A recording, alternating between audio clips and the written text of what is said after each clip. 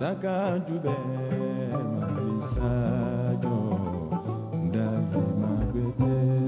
l'état civil, on l'appelle Soumeïlou Boubèye Maïga, SBM pour les intimes, compagnon sûr et déterminé des combattants de la liberté, au temps les plus durs du régime du général Moussa Traoré, donnait du courage et de la fierté à nos compatriotes. Soumeïlou Boubèye Maïga et ses compagnons de lutte contre la dictature du général Moussa Traoré ont eu à braver la mort, la torture et les calomnies de tous genres pour l'avènement de la démocratie au Mali. Ses compagnons de lutte étaient les professeurs Ibrahim Ali, Mamadou Lamine Traoré, Kari Dambélé, Abdoulaye Bari, Abdraman Babatouré, Mohamed Ndiko, entre autres Mamadou Lamine Gakou avec qui il a fondé, animé et distribué le bulletin du peuple, organe d'information de la cellule de Dakar. Au moment même où le régime du général Moussa Traoré faisait peser une chape de plomb sur la tête des Maliens, Soumeïlou Boubèye Maïga s'affichait une fois pour toutes convaincu que plutôt la mort que la honte. Ainsi, à la clôture des concertations que le régime du général Moussa Traoré avait initiées en 1986 avec la société civile sur l'état de la nation, Soumeïlou Boubèye Maïga apostrophait le tout-puissant général Moussa Traoré en ces termes. Monsieur le Président, la balle est maintenant dans votre camp. Soumeïlou Boubèye Maïga. Soumeïlou Boubèye Maïga. Soumeïlou Boubèye. Boubèye Boubèye Maïga. Maïga. Oui, vous êtes Je suis président de la commission de contrôle du syndicat national de l'information, commission contrôle. de la presse et de l'industrie du livre. Oui. Je vous remercie, Monsieur le Président. Il ne me semble pas que des problèmes nouveaux vont être identifiés ici, ou même que des solutions nouvelles vont être esquissées ici. Je crois que tous les problèmes essentiels du pays, toutes les solutions qu'on a estimées à un moment adéquates, ont été identifiées en leur temps et de longue date. Seulement, plusieurs années après, on découvre qu'elles n'ont pas été mises en exécution. Mais il faut prendre la chose par le bon côté en pensant que l'organisation de ce nouveau débat qui s'inscrit dans une perspective nouvelle et aussi une autocritique implicite des autorités politiques qui étaient chargées de mettre en œuvre ces décisions-là. Et c'est dans ce cadre que nous allons, à la suite des autres syndicats, rappeler un peu tout ce que nous avions dit par le passé sur les préoccupations des travailleurs, sur la situation du pays, et sur ce que nous pensons pouvoir être la contribution des travailleurs. Et de ce point de vue, nous nous situons dans la défense sans nuance, je pourrais dire, des intérêts des travailleurs. Étant entendu que pour nous, les intérêts des travailleurs, comme vous l'avez rappelé par ailleurs au début, se confondent presque intégralement avec les intérêts de la nation.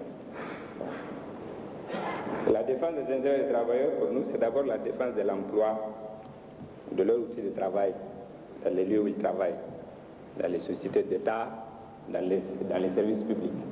Il ne me semble pas qu'il soit raisonnable de sacrifier les conditions de vie des gens à des politiques d'ajustement dont personne ne voit le bout, dont personne n'est sûr de la fiabilité même.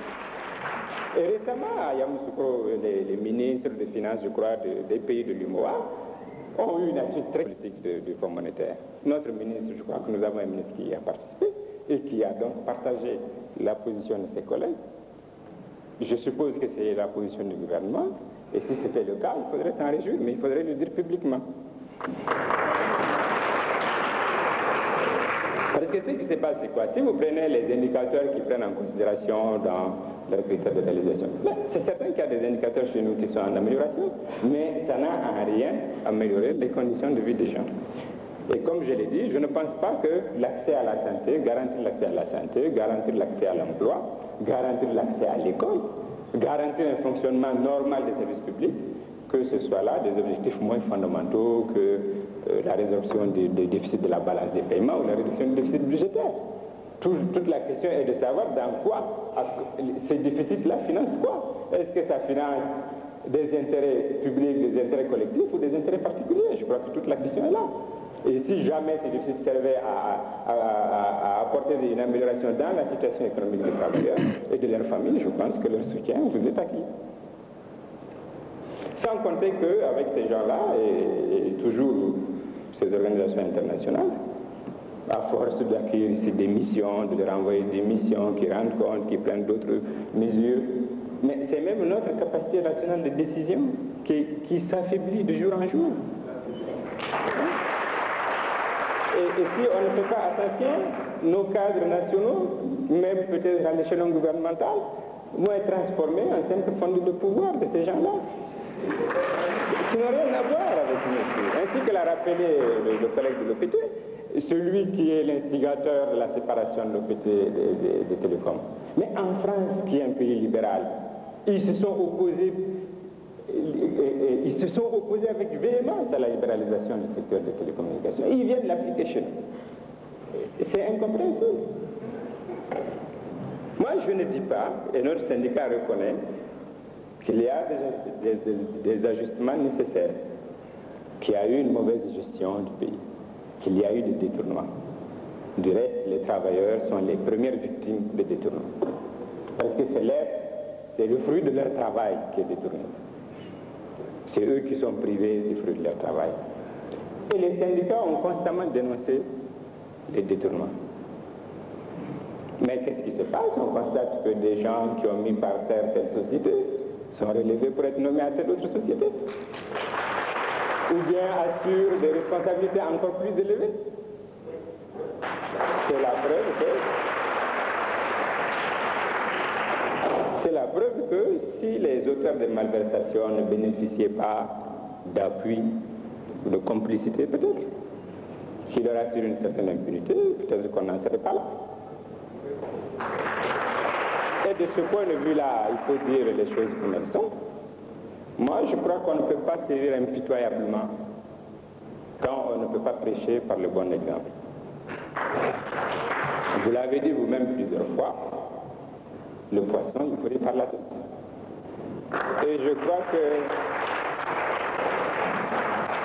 je crois qu'à force de les dire, qui leur garantit un pouvoir d'achat conséquent, qui leur garantit l'emploi, qui leur garantit une amélioration substantielle de leurs conditions de vie, je crois qu'il n'y a aucun problème.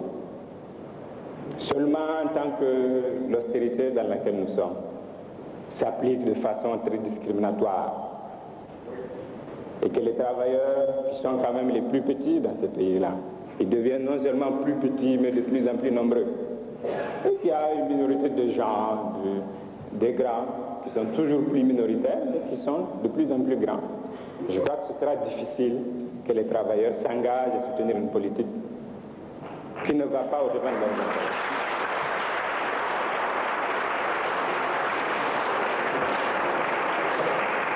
Parce que tant qu'on voit que tous les jours les inégalités deviennent plus flagrantes, que les injustices deviennent plus flagrantes, que les sacrifices qui sont prêchés au nom du sens civique n'aboutissent à rien sur le plan de l'amélioration de la situation des gens, finalement on se trouve en face d'une situation où le discours politique a besoin de crédibilité. Et qu'on pense qu'on peut battre le pays à force d'incantations et tout ça. Non. Nous sommes dans des situations très concrètes. Nous sommes dans un pays où des salaires qui sont déjà assez dérisoires, non pas comparés à d'autres, mais comparés seulement au coût de la vie ici. Des salaires donc qui sont déjà assez dérisoires sont perçus tous les 3 mois, tous les 2 mois, mais tous les 3 mois, tous les 4 mois. Donc, dans l'année, les gens perçoivent leur salaire 4 fois dans l'année, 5 fois au maximum. Or, il y a une vérité fondamentale, c'est que les salaires, entre autres, servent au moins à renouveler d'abord la force de travail. Et des gens qui ne sont pas payés 4 mois. Moi, je me demande comment on peut leur exiger des choses vraiment qui me paraissent extraordinaires. Ils ne peuvent même pas assurer la survie de leur famille. Et c'est vrai, chaque fois vous parlez de l'affaiblissement de l'autorité parentale, de la délinquance juvénile, mais les moments où où l'autorité familiale était forte, mais elle reposait sur une base matérielle. Un père de famille qui, quelquefois, n'a pas de chat, et quitte chez lui pour qu'on ne lui demande même pas d'être dans sa famille. Finalement, il est réduit à voir ses enfants manger des choses qu'il ne leur a pas achetées, porter des habits qu'il n'aura pas achetés. Et comme il ne peut pas leur demander de ne pas manger, de ne pas s'habiller, mais il est obligé de se taire. Sans compter que les structures d'habitation que nous avons ici, il n'y en a même pas. Les structures de loisirs pour les jeunes, les structures de sport, il n'y en a pas. Comment on peut lutter contre la délinquance? Comment on peut lutter contre la démobilisation des gens? Ça me paraît impossible. Et je crois que la priorité des priorités, comme l'a dit un collègue, c'est d'abord de payer régulièrement et conséquemment les gens.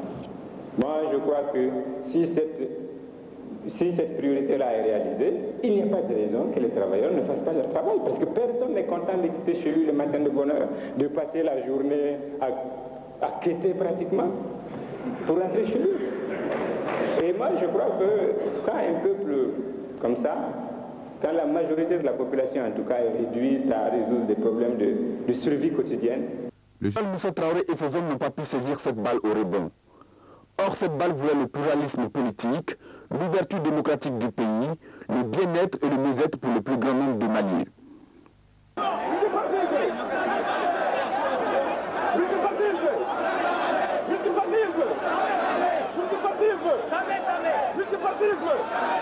Vive la démocratie! Vive la démocratie! Vive la démocratie! Pour Soumaïla Boubèye Maïga, le Mali pouvait être une terre de rassemblement, de communion pour tous ses fils, une terre de justice et de partage, une terre d'accueil pour l'étranger, une terre de promesses pour la veuve et l'orphelin. Fidèle à ses convictions politiques, loyal dans ses actes et constant dans ses relations amicales, Soumaïla Boubèye Maïga reste et demeure l'une des figures clés de la lutte pour l'avènement de la démocratie au Mali. Co-rédacteur de la plateforme du Front National pour la démocratie populaire, FNDP, en 1986, troisième vice-président de la DEMA Association, Soumaïla Boubèye Maïga a été le coordinateur de la commission d'organisation des marches et meetings à DEMA Sénide lors des événements qui ont conduit à l'avènement de la démocratie le 26 mars 1991. Membre fondateur de la DEMA PSJ dont il est actuellement le premier vice-président, Soumaïla Boubèye Maïga a assumé la fonction de conseiller spécial du président ATT lors de la transition, celle de chef de cabinet du président Alpha Oumar Konaré. Il a été directeur général de la sécurité d'État de 1993 à 2000. Meneur d'hommes et grand rassembleur, la nature lui confère la statue d'homme d'État de 2000 à 2002 en qualité de ministre des Forces armées et des anciens combattants.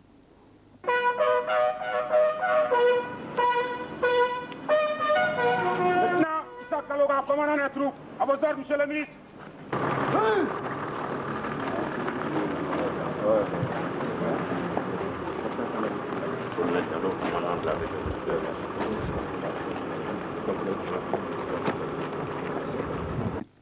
Soumaïla Boubèye Maïga approfondit les changements en cours au sein de l'armée malienne et la réorganise en créant par exemple le service social des armées.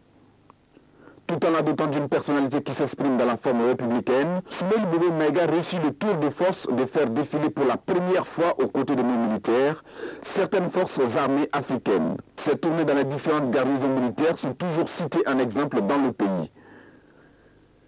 Sa stature d'homme d'État a amené Soumaïla Boubèye Maïga à rencontrer bon nombre de personnalités de premier plan de ce monde, comme le président Abdelaziz Bouteflika de l'Algérie, Kadhafi de la Libye, Blaise Compaoré du Burkina Faso, Hu Jintao, président de la Chine, pour les citer. Homme politique, homme de communication, Soumaïla Boubèye Maïga a été de tous les combats pour la liberté, la démocratie et l'égalité des chances.